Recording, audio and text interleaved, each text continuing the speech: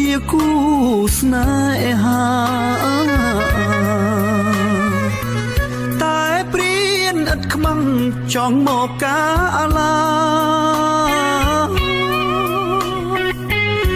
មានចិត្តជាមា